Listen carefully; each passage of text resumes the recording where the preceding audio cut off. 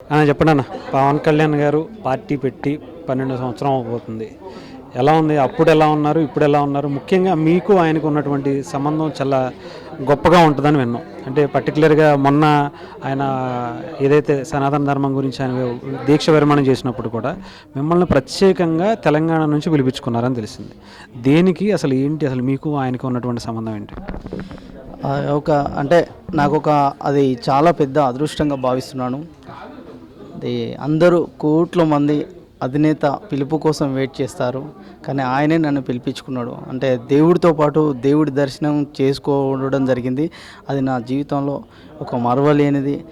ఈ జీవితానికి చాలు నాకు. అది నా తల్లిదండ్రుల పుణ్యం అనుకుంటా ఆయన నన్ను పిలవడం. నా తల్లిదండ్రులు ఎంత గొప్ప పుణ్యం చేస్తే నాకు ఆయన దగ్గర నుండి పిలిపొచ్చిందని నేను భావిస్తాను. ఆయన జెండా పట్టుకోవడం అదృష్టం. అందరికీ కార్యకర్తలు ఉంటారు, ఆయనకు మాత్రం సైనికులు ఉంటారు. అది అన్ని పార్టీలాగా జనసేన పార్టీ కాదు. ఈ ఆవిర్భావం అంటేనే జన సైనికులకు ఒక పండుగ. ఆయన నిజాయితీని లైక్ చేసి ఇష్టపడి జన సైనికులు ఆయనకు విజయం లేకుండా ఉన్న అండగా ఉండే జన సైనికులకు రియల్గా అందరికీ పాదాభివందనాలు చేయాలి. ఇప్పటికి కూడా ఆయన ఒక 150 రూపాయల చెప్పులు వేసుకొని నిరుపేదల కోసం మొన్న కూడా రీసెంట్గా ఎన్టీఆర్ ట్రస్ట్కు 50 లక్షల రూపాయలు డొనేట్ చేశారు. అంటే ఆయన ఎప్పటి నుండో డొనేషన్ ఇస్తున్నారు, కానీ ఇప్పుడు మాత్రం ఎప్పుడు కూడా చెప్పుకోడు. ఆయన జెండా అంటే 2 చోట్ల ఓడిపోయిందని చెప్పి ఎన్నో అవమానాలు, కుటుంబాలు, ఆ దేవుడిని కన్నా అమ్మను కూడా తిట్టారు. ఆ చెట్టు మహావృక్షమైన చిరంజీవి గారిని తిట్టారు. ఆ దేవుడు ఇంకా పెద్ద గొప్ప దేవుడు, ఈ దేవుడిని తయారు చేసిన ఆ దేవుడు, ఆయనను కూడా తిట్టారు. ఎంత తిట్టినా కూడా తిట్టిన వాళ్ళను కోపంగా మళ్ళీ తిట్టే మనస్తత్వం ఆయనది కాదు.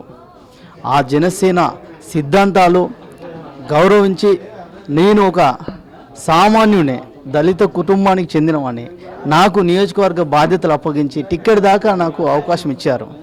ఈసారి లైట్ తీసుకో బ్రదర్ అంటే మనకు అలయన్స్లో బీజేపీ వాళ్ళకు వచ్చింది, నెక్స్ట్ మనకు ఉంటుంది, మీకు భవిష్యత్తు ఉంది అని చెప్పి సార్ స్వయంగా చెప్పారు.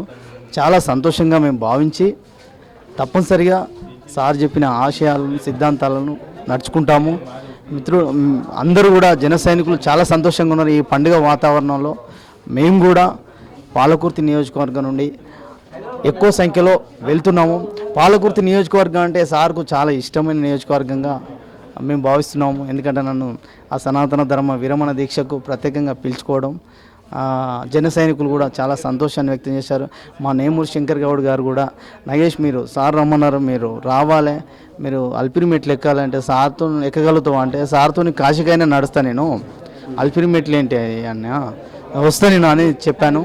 చాలా సంతోషం. సార్ కూడా అమౌంట్ కూడా మీరు ఛార్జీలకు అమౌంట్ పంపిస్తా అని చెప్పారు. వద్దండి, నా దగ్గర ఉన్నాయి, నాకు వద్దాను.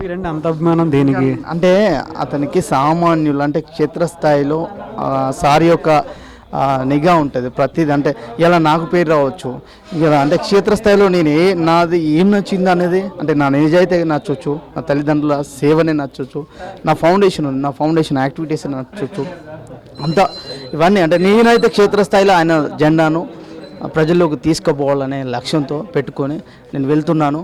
చాలా సంతోషంగా ఉంది, చాలా హ్యాపీగా మేము ఈ పండుగను జరుపుకుంటాం. 11వ ఆవిర్భావ సభ తర్వాత 12వ ఆవిర్భావ దినోత్సవం మేము జరుపుకుంటున్నాము. ఈ 12వ ఆవిర్భావ దినోత్సవం పెద్ద పండుగగా భావించి తెలంగాణలో కూడా ఒక పెద్ద పండుగను మళ్ళీ వచ్చే సంవత్సరం మా దేవుడు అధినేత ఆశీర్వాదంతో ఇక్కడ ఆయన ఖచ్చితంగా వచ్చి పెద్ద సభలో పాల్గొంటారని మేము మనస్ఫూర్తిగా కోరుకుంటున్నాం. ఇంత సంతోషకరమైన వాతావరణంలో మా ఆవిర్భావ సభ జరగడం ఆంధ్రప్రదేశ్కు అదృష్టం, తెలంగాణకు కూడా అదృష్టం. రానున్న రోజులలో జనసేన తెలంగాణలో ఎగురుతుందని చెప్పడానికి ఈ పండుగ మాకు ఒక పెద్ద విజయం.